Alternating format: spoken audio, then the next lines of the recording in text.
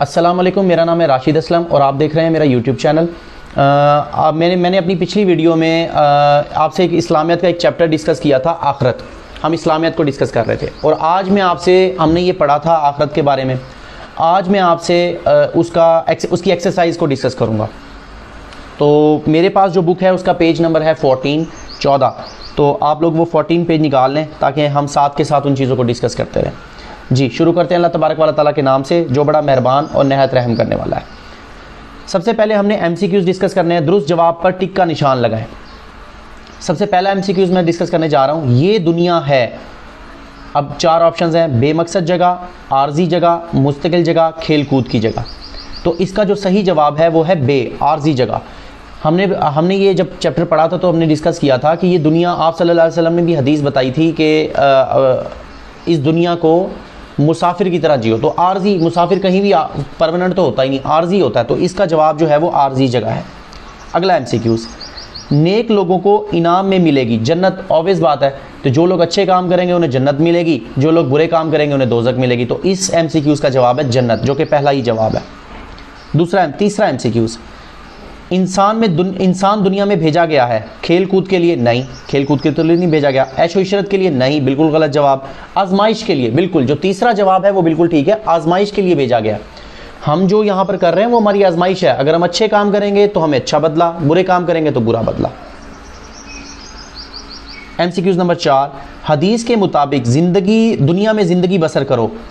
अभी मैंने आपको एक हदीस बयान की थी, मुसाफिर की तरह। तो इसका जो जवाब है वो पहला ही जवाब ठीक है, मुसाफिर की तरह।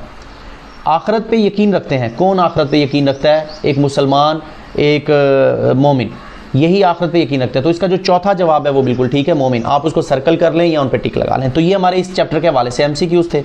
अभी हम डिस्कस करेंगे अगला क्वेश्चन, खाली जगह पुर करें, फिल इन द ब्लैंक्स। पहली खाली जगह है, अकीदा आखरत पर ईमान लाए बगैर कोई शख्स डैश नहीं हो सकता। कौन नहीं हो सकता? मुसलमान नहीं हो सकता। तो पहली खाली जगह का जवाब है मुसलमान। आखरत की ज़िंदगी अबदी है, कभी ना ख़त्म होने वाली। अबदी का मतलब होता है कभी ना ख़त्म होने वाली। दुनिया अमल की जगह है और आखरत, ऑब्वियस बात है, बदले की जगह है। दुनिया में हम अमल करते हैं अच्छे या बुरे, और आखरत में हमें उनका बदला मिलेगा। नेक लोगों को जन्नत में हर तरह की नेमतें मुयस्सर होंगी। तो अगला जो जवाब है वो नेमतें हैं।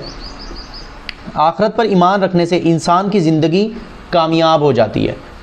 तो देखें, अगर हम आखरत पर यकीन रखेंगे तो हम दुनिया को अच्छे तरीके से गुजारेंगे, और अगर हम दुनिया को अच्छे तरीके से गुजारेंगे तो आखरत में हम कामयाब हो जाएंगे। अभी मैं आपको करवाने जा रहा हूँ मुख्तसर जवाबात। पहला सवाल है, और मैं आपको साथ साथ बता भी दूंगा कि ये बुक के अंदर कहाँ इसका जवाब मौजूद है। तो सफ़ा नंबर 14 पर ही मैं मौजूद हूँ। आप देखें, मुख्तसर जवाबात लिखें। पहला सवाल है, आखरत पर ईमान रखने का क्या मतलब है? तो अगर आप अपनी बुक को खोलें और ये चैप्टर का पहले ही दूसरी लाइन में आपको इसका जवाब मिलेगा। मैंने टिक भी किया हुआ है, तो मैं आपको इस वीडियो में मेंशन भी कर दूंगा। मैं पढ़ देता हूं आपको। आखरत पर ईमान रखने का क्या मतलब है? आखरत का मतलब है इस बात पर यकीन रखा जाए कि दुनिया की ज़िंदगी आर्जी है और ये ज़िंदगी एक दिन ख़त्म हो जाएगी। फिर अल्लाह ताला इन तमाम लोगों को दोबारा ज़िंदा करेगा और एक जगह जमा करेगा। इसी दिन इनके अमाल का पूरा बदला दिया जाएगा। तो ये इसका जवाब है। इसको शॉर्ट करके भी लिख सकते हैं आप, पहली 2 लाइनें भी लिख सकते हैं, मुकम्मल भी लिख सकते हैं।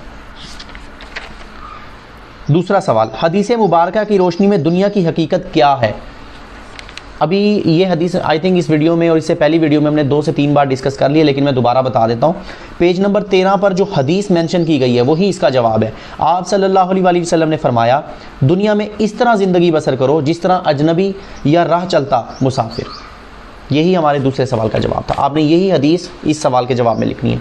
कुरान मजीद में मौजूद आखरत के कोई से 3 नाम लिखें। अच्छा, अब मैं आपको बता दूँ कि जब चैप्टर के अंदर इस तरह के जो स्केयर बने होते हैं, डब्बे, इंफॉर्मेशन जिनके अंदर दी गई होती है, ये बहुत ज़्यादा ज़रूरी होते हैं।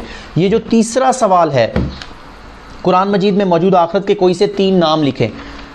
यहाँ पे 4 नाम लिखे गए हैं, आप इनमें से कोई से 3 मेंशन कर सकते हैं। यौमुल हिसाब है, यौमुद्दीन है, यौमुल क़ियामा है। तो ये 3 आप आसानी से लिख सकते हैं।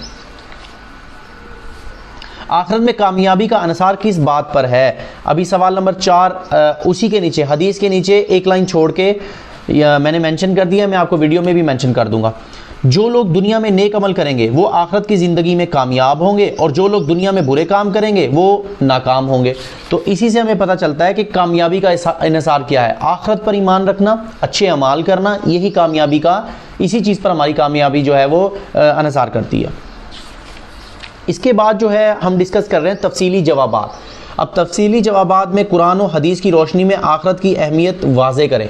तो ये जो तफसीली जवाबात हैं, देखें सबसे कुरान और हदीस, जब बात आती है कुरान और हदीस की, तो हमने अल्लाह तबारक व तआला के कुरान से भी हवाले देने होते हैं और हदीस से भी हवाले देने होते हैं। तो यहाँ पर कुरान की आयत 2 से 3 आयतें लिखी गई हैं पहले ही पेज पे।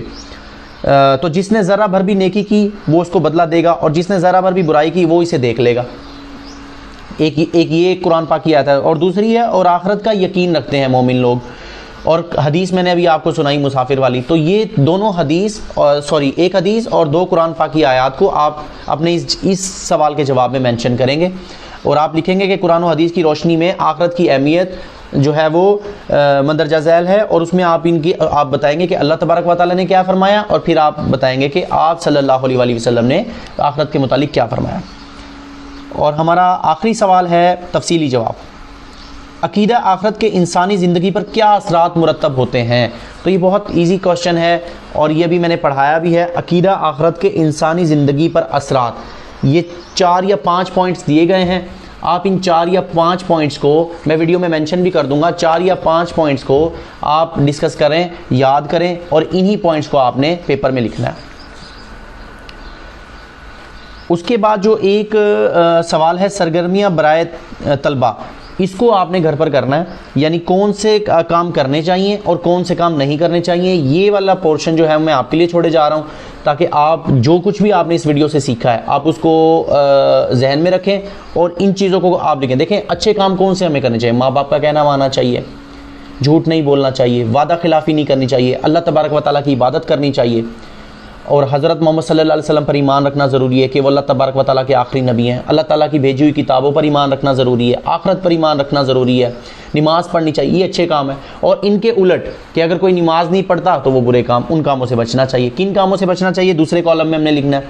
तो नमाज ना पढ़ने से बचना चाहिए, अल्लाह तबारक व तआला की इबादत ना करने से बचना चाहिए, हमें अल्लाह ताला की इबादत करनी चाहिए। तो ये थी एक्सरसाइज आखिरत की।